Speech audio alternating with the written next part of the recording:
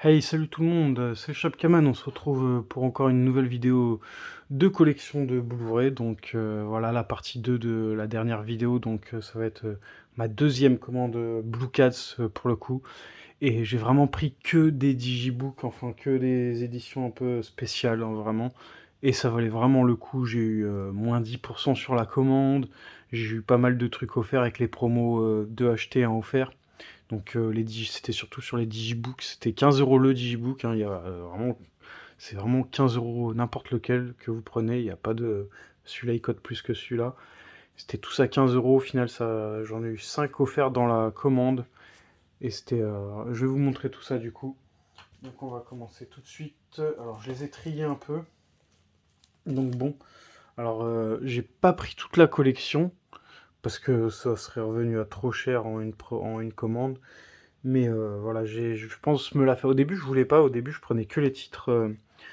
Parce que là, par exemple, version française Dual Mono. Donc, il y en a quelques-uns de cette collection où il y a que la VO, en fait. Après, c'est sous-titré VF, mais moi, j'aime bien quand il y a la VF. Donc, bon, au début, puis je crois que j'en ai reçu avec la VO. Et pas, donc, je pense que je vais faire toute la collecte. Et puis, c'est plus sympa comme ça. Donc, Théâtre de sang. Donc, voilà. Un petit film d'horreur à l'ancienne. Donc, pour commencer cette collection. Ensuite, un petit film en noir et blanc, Le Redoutable Homme des Neiges. Alors celui-là, je le voyais pas mal traîner à la Fnac. À chaque fois, je me tâtais à le prendre en fait. Puis bon, je voyais que c'était du noir et blanc. Je me disais, ouais, c'est peut-être un peu vraiment vieux quoi au final. Puis bon, bah, je sais pas. Hein, peut-être, voilà, peut-être si un jour je suis vraiment à fond dedans, pourquoi pas regarder voir ce que ça donne. J'en ai déjà vu des films en noir et blanc. Là, ça passe, hein, des fois ça passe. Hein, donc bon, pourquoi pas. Suceur de sang, donc celui-là je l'avais pris au début. Au début je regardais les titres de vampires, de morts-vivants, ce qu'ils avaient en truc, puis au final j'étais attiré par toute la collecte.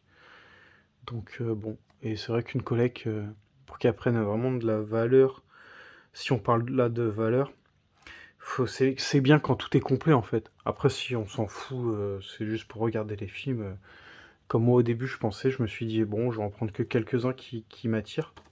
Donc, par exemple celui-là, ouais il y a la version française 2.0.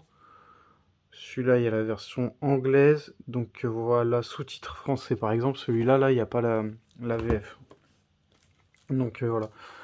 Donc il y en avait tellement que je me suis un peu emmêlé au final. Je les prendrai tous, ce sera plus simple. La maison ensorcelée. Donc celui-là, il y a la VF aussi. Donc voilà, les pires horreurs se passent dans ce manoir. Hop. Ouais. Celui-là me donnait bien envie de le regarder. Lâcher les monstres. Alors j'en ai quelques-uns qui sont un peu plus grands que les autres, ou plus larges, ouais, par exemple, celui-là, là, il est plus large. Je sais pas si les éditions elles sont un peu plus complètes dedans, parce qu'à chaque fois il y a écrit combo DVD, Blu-ray, livré. Donc ouais, des digipacks, digibooks. Alors je pense que ça c'est des digipacks, en fait, j'arrive pas trop à savoir c'est quoi la différence, si vous savez en commentaire. Je crois que les digipacks c'est quand il y a le livret à l'intérieur, mais qui est pas en format livre.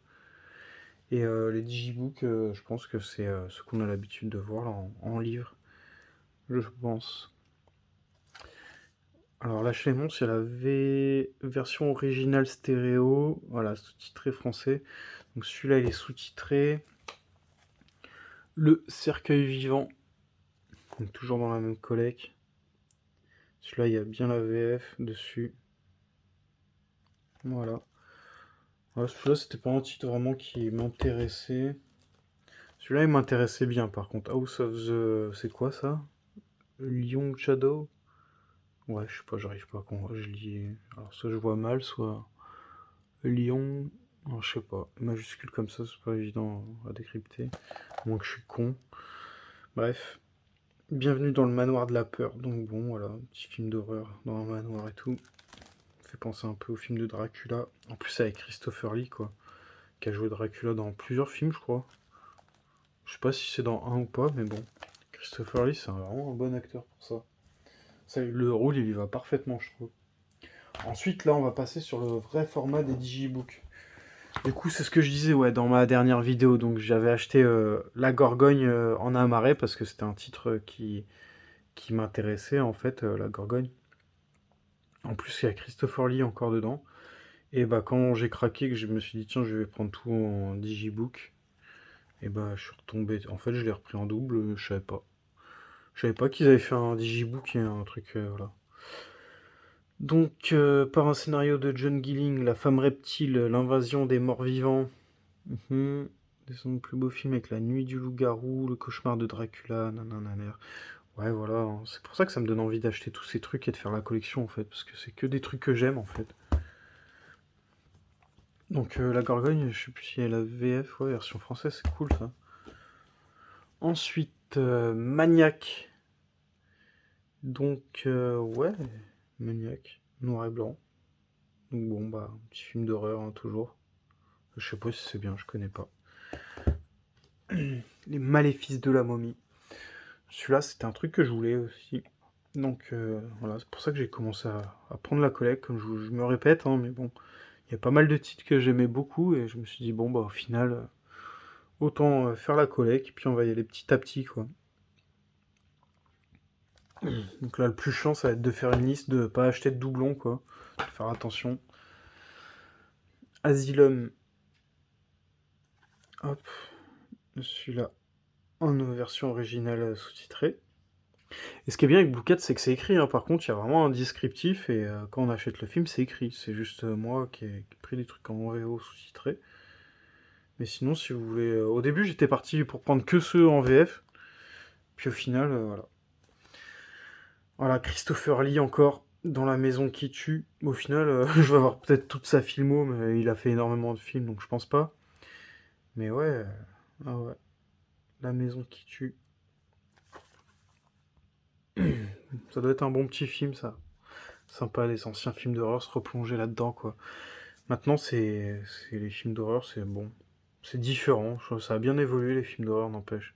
Quand on voit les Paranormal Activity, les Inside Use, tout ça. Donc ouais, ça a bien changé. Donc bah, c'est la fin pour cette collection, mais j'ai pris aussi d'autres choses. Donc je vais vous montrer ce que j'ai pris d'autre sur le site toujours. Donc j'ai trouvé ça. Donc Prison avec Viggo Mortensen, là, acteur connu. Donc celui-là, il avait l'air. Franchement, c'est qui l'a présenté dans une de ses vidéos, je sais plus. C'est un autre mec qui fait des vidéos sur YouTube, pareil. Puis ça m'a donné grave envie de le voir parce que prison, voilà, j'aime bien les films sur les prisons. Après, des fois, les titres n'ont rien à voir avec ce qu'on pense, mais j'ai quand même lu et puis avec l'acteur et tout, ça m'a donné grave envie en vrai. Et du coup, bah, je l'ai trouvé sur le site comme ça par hasard, je savais pas, et puis j'étais bien content. Et ensuite, un autre digibook, Les monstres de la mer. Donc, un petit digibook, voilà, ça, celui-là, il me donnait bien envie en fait. Ça faisait un moment que je le mettais dans mes favoris sur certains sites et que j'avais envie de me le prendre. Puis pareil, je l'ai trouvé sur Blue Cat. Donc voilà, encore une fois, donc on trouve vraiment plein de trucs, hein, donc c'est plutôt cool. Et j'ai trouvé aussi Le signe de Zorro, donc DVD Blu-ray plus livret de 92 pages, un tirage limité, donc une édition limitée. Alors à combien, j'en sais trop rien, je sais pas trop. Tirage limité, ouais, je sais pas. Quand ils disent ça et qu'ils disent pas de chiffre, c'est que le chiffre doit être assez gros, je pense. Mais bref, je l'ai pris pour l'histoire de Zoro, quoi, parce que ça a l'air d'être, je pense, l'original, celui-là, vu que comment il est vieux, en noir et blanc, tout. Hop. Donc voilà, je crois que je dois en avoir un ou deux autres titres de Zoro, je crois.